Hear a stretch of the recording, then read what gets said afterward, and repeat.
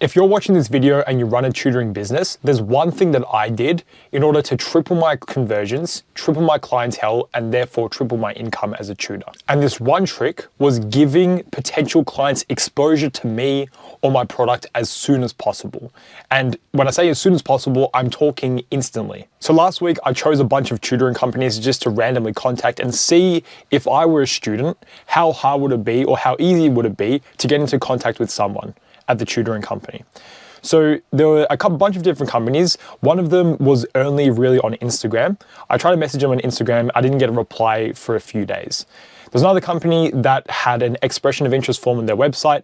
I filled out the expression of interest form and I didn't get a reply back until the next day.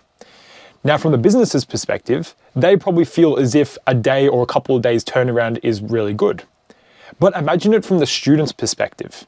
Imagine not being able to receive a reply for a couple of days if you're in a state where you actually filled out a form or you actually sent a message. For a student to do that, or for a potential client to do that, they're going to be in a state where they genuinely need help. And that's when we want to be able to return contact. So a potential customer, they should be in a position where they can get a taste of you or your product as quickly as possible. So if I go on a tutoring company's website and I fill out an expression of interest form and it just says, thanks for getting in touch, we'll be in contact with you soon. What does the student do from there? There's nothing else that they can really do to progress with you, to understand more about who you are, to understand more about your service and your product and who you've helped. What is the point of actually having the EOI apart from getting the student's contact information? There's no point. So what we need to be doing is maximizing that state that the student's in and making sure that we can give something to them or get into contact with them as soon as possible. Now, of course, in the business world, if you're trying to scale up a business, you can't just be spending all your time on your phone waiting for someone to call you in order to return their phone call back, as quickly as possible. In an ideal world, that's what we would be doing. But in a business case, what we need to be doing is utilizing our time in an efficient way. So think about what you could be doing or what you could be giving them to help them understand your product, understand you, understand your service, understand your testimonials better. A really basic example that I could just think of off the top of my head is that if you had a form, they filled out the form, and at the end of the form, there was a video where they can watch a showcase of your product or showcase of who you are. It could just be a 30-second video. Hey, I'm Adrian. I've been tutoring for 6 years. I used to teach at Monash University. I won the teaching award, thousands of hours of tutoring experience. This is exactly how I help my students. And it's just a video of me running through that. If I just added that video after the form, imagine how connected the student feels. Imagine how important they feel, because it feels like that this video is tailor-made for them, because it is. They just filled out the form. They want to get into contact with you. And then they get a video pretty much explaining whatever questions they might have. And then after that, imagine you call them. Let's say an hour later, let's say a day later. Hopefully not a day later, hopefully it's by the end of the day. Imagine they call you, they fill out a form, they see you in the video, and then they get a phone call from the person who made that video. They're gonna feel extremely, I don't want to say the word loved, but I'll say the word loved. They were gonna feel extremely loved because you called them and you also made that video for them. Now, you didn't make the video specifically for them and they're going to know that. But if you give them a phone call, then you can reiterate the same sentiment and you can make it more about them rather than just having that blanket video as a way of getting into contact with you. Now, that video at the end of the expression of interest form, that was just an example I made on the spot, but there should be more to this exposure. There should be more things that they can do in order to progress with you and understand you better and understand your product better. So I'm not going to go through the full process because this is something that I implement end to end for my tutoring businesses, but you need to be thinking about how you can get students to connect more with you if they ever want to. Like, as soon as they want to, they need to be able to progress with you further. For example, they fill out an expression of interest form. There should be something further they can do. They should be able to secure something. They should be able to download something. They should be able to watch something. There should always be something for them to do.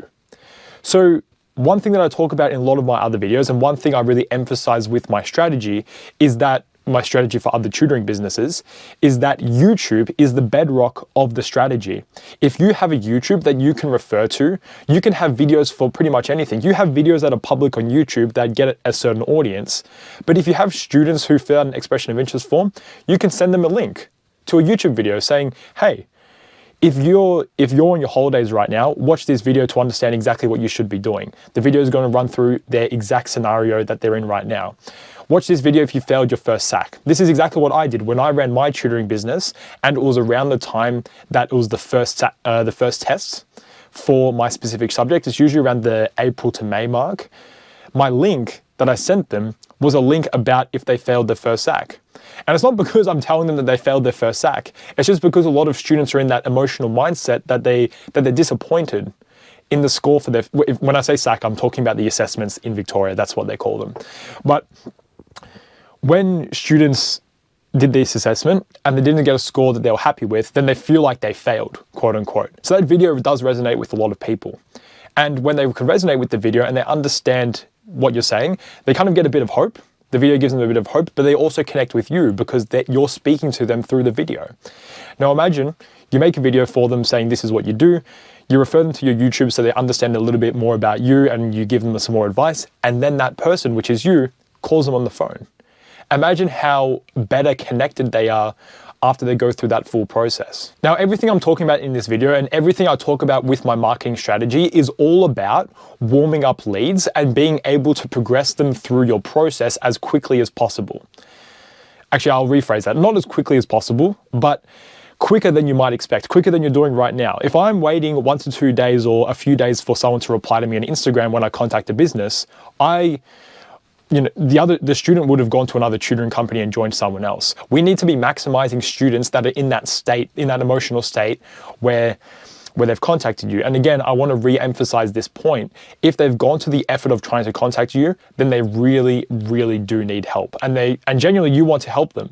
And you also want to win over their business before someone else wins it over. Now, calling them on the phone is a really good way of connecting with the clients or connecting with the potential clients, because it feels like you're putting in a lot of effort into it, which you are, because you've gone out of your way to call them specifically, you're asking them about their problems, you're giving them information that they genuinely want, but you can continue this customized communication or this really unique communication with them through other ways. It doesn't necessarily just have to be a phone call.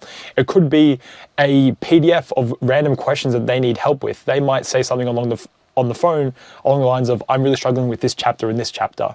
And you can say, yeah, no worries. I could actually just send you some questions right now over email. Imagine if you were interested in a tutoring product, you got a call from the person who would be tutoring you or the business owner, and then they send you some custom resources. They are going to feel extremely connected when they talk to you. There's no way that they're not going to like you. But just imagine the feeling that they get when you give them some advice over the phone, you really give them advice to their specific situation, and then you send them some questions that help with their situation as well. They're going to feel extremely, extremely connected, and the decision for them to join you would be a lot easier compared to if you just had an expression of interest form on the website and you followed up a couple of days later. They're not going to feel loved, they're not going to feel cared for, they're not going to feel like their problems matter.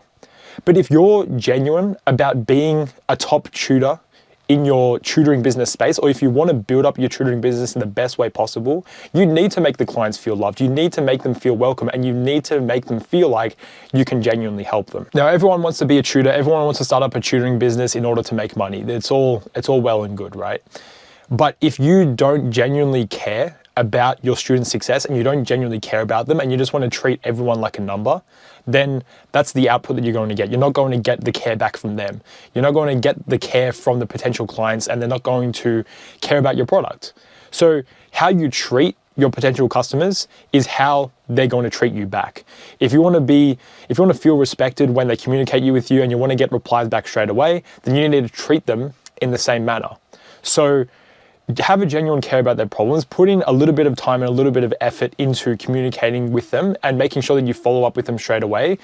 If it's an automatic way or if it's a non-automatic way, you need to have something where they can progress with you through communication, or they can get an understanding of your product in a richer way.